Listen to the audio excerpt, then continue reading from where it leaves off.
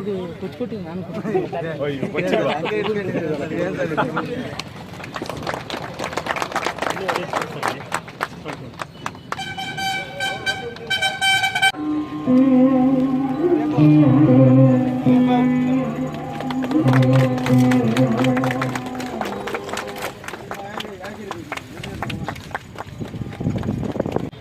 ನೀವು ಅರ್ಥ ಮಾಡ್ಕೊಳ್ಳಿ. ನಾವು ದಿನಾ ಬಳಸುವಂತ ಎಣ್ಣೆ ಇರಬಹುದು, ದಿನ ಬಳಸುವಂತಹ ಸಕ್ಕರೆ ಇರ್ಬೋದು, ಹಾಲು ಪ್ರತಿದಿನ ಎಲ್ಲರ ಮನೆಯಲ್ಲೂ ಬಳಕೆ ಆಗುವಂತ ಹಾಲು ಇರ್ಬೋದು, ಕಡೆಗೆ ಅಕ್ಕಿ ಮತ್ತೆ ಗೋಧಿ ಇರ್ಬೋದು. ಈ ಎಲ್ಲವೂ ಕೂಡ ನಮ್ಮನ್ನ ನೇರ ಆಸ್ಪತ್ರೆಗೆ ತೆಗೆದುಕೊಂಡು ಹೋಗುವಂತ ಸ್ಥಿತಿ ನಾವಿದ್ದೀವಿ. ಅನೇಕ ಜನಕ್ಕೆ ಎಣ್ಣೆ ಅಂತಂದ್ರೆ ಕಡಲೆಕಾಯಿ ಎಣ್ಣೆ ಅಂಗಡಿಯಲ್ಲಿ ಸಿಗೋದೇ ಅದೇನೆ ನಮ್ಗೆ ಅಮೃತ ಅಂತ ತಿಳ್ಕೊಂಡು ನಾವು ಅದನ್ನ ಬಳಸ್ತಾ ಇದೀವಿ. ಮತ್ತೆ ಗೊತ್ತಿಲ್ಲ ಅವರಿಗೆ, ನಾವು ಯಾರಲ್ಲೂ ಕೂಡ ಇದರಲ್ಲಿ ತೋರುವ ಸ್ಥಿತಿ ಇಲ್ಲ. ಅದಕ್ಕೆ ಅದರ ಬಗ್ಗೆ ಅರಿವನ್ನು ಮೂಡಿಸೋಕೆ ಖಂಡಿತವಾಗೂ ಕೂಡ ಇಂಥವು ಸಹಕಾರಿ ಆಗ್ತಾ ಇದ್ದಾವೆ. ಇನ್ನ ಮುಂದುವರೆದು ಹಾಲಿನ ಬಗ್ಗೆ ನಾವು ಹೇಳಲೇಬೇಕಾಗಿಲ್ಲ.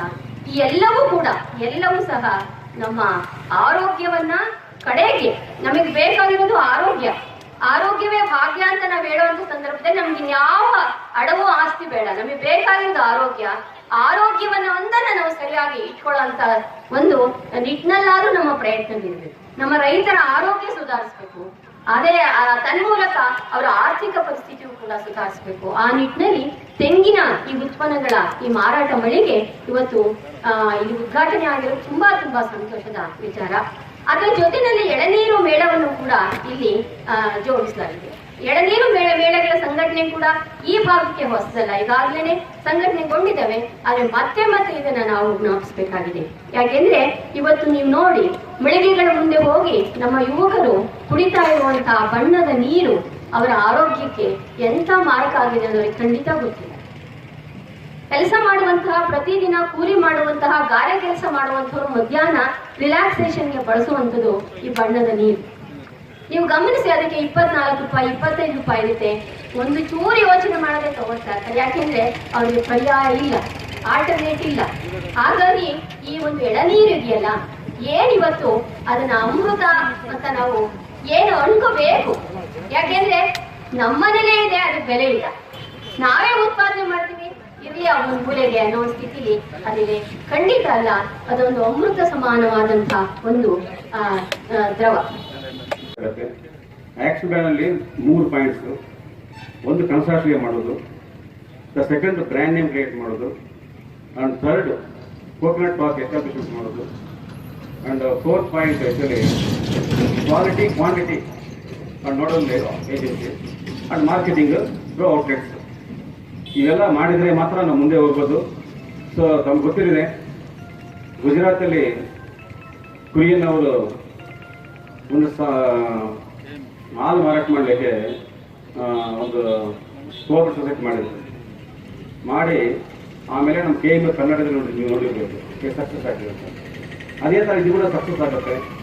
ಅಂದರೆ ಎಲ್ಲರೂ ಫಸ್ಟ್ ಪಾಯಿಂಟ್ ನಾನು ಹೇಳೋದು ಒಂದೇ ಒಂದು 15 ಜನ ಸೇರಿದ್ರೆ ಡಿಫರೆನ್ಸ್ ಆಫ್ ಒಪಿನಿಯನ್ ಬರೋದು ಕಾಮನ್.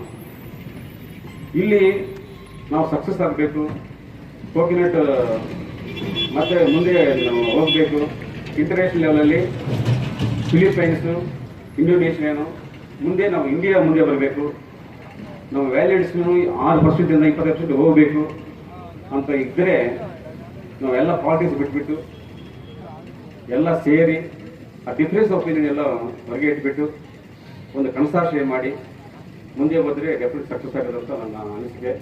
ನೀವೆಲ್ಲ ಒಪ್ಪಿದರೆ 18ನೇ ತಾರೀಕು ಬೆಂಗಳೂರಲ್ಲಿ ಒಂದು ಕ್ಲೀನರ್ ಒಂದು ಎಳ್ನೀರಿಂದ ಅದನ್ನ ಪೆಟ್ರಾ ಪ್ಯಾಕಲ್ಲಿ ಟ್ರಾನ್ಸ್ಪೋರ್ಟ್ ಮಾಡ್ತಕ್ಕಂಥ ವಿಚಾರ ಇರ್ಬೋದು, ತಯಾರಿದಾಗೆ ನೀರ ಇರ್ಬೋದು, ಅಥವಾ ಡೆಸಿಕೇಟೆಡ್ ಕೋಕೋನಟ್ ಇರ್ಬೋದು, ಅಥವಾ ಕಾರ್ಬನ್ ಇರ್ಬೋದು, ಅಥವಾ ತೆಂಗಿನ ನಾರಿನ ಉತ್ಪನ್ನಗಳು ಯಾವುದೇ ಇರ್ಬೋದು, ಅದು ಜಿಯೋಮ್ಯಾಕ್ಸ್ ಇರ್ಬೋದು, ಮ್ಯಾಟ್ಸ್ ಇರ್ಬೋದು, ಯಾವುದೇ ಆಗಲಿ ಎಲ್ಲ ಉತ್ಪನ್ನಗಳನ್ನು ಒಂದೇ ಕಡೆ ಮಾಡಿ ಅದನ್ನ ಇಂಟರ್ನ್ಯಾಷನಲ್ ಲೆವೆಲ್ನಲ್ಲಿ SEZ ಮಾಡಿ ಅದನ್ನ ಇಂಟರ್ನ್ಯಾಷನಲ್ ಬಂದ್ರೆ ಇಡೀ ದೇಶದಲ್ಲಿ ಎಲ್ಲಾದ್ರೂ ಅಕಸ್ಮಾತ್ ಬಂದು ನೋಡ್ಬೇಕು ಅಂತ ಫಿಲಿಪೈನ್ಸ್ ಇರ್ಬೋದು, ಅಮೆರಿಕಾದ ಇರ್ಬೋದು, ಲಂಡನ್ ಇರ್ಬೋದು, ಯಾರೇ ಆಗಲಿ ಈ ದೇಶಕ್ಕೆ ಬಂದರೆ ಏನಾದರೂ ಥಿಂಕ್ ಪಾರ್ಕ್ ನೋಡ್ಬೇಕಪ್ಪ ಅಂದರೆ ತುಮಕೂರಲ್ಲಿ ನೋಡ್ಬೇಕಪ್ಪ ಅನ್ನೋ ರೀತಿಯಲ್ಲಿ ಮಾಡ್ತಕ್ಕಂಥ ಒಂದು ಯೋಜನೆನ ಹಾಕೊಂಡಿದ್ದೀನಿ.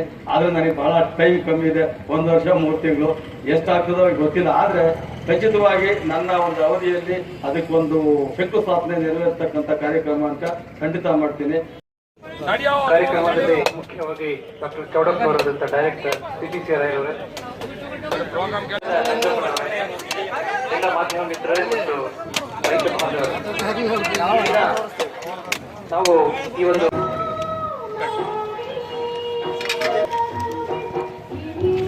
ಹಾಂ ಎತ್ತಿ ಸರ್.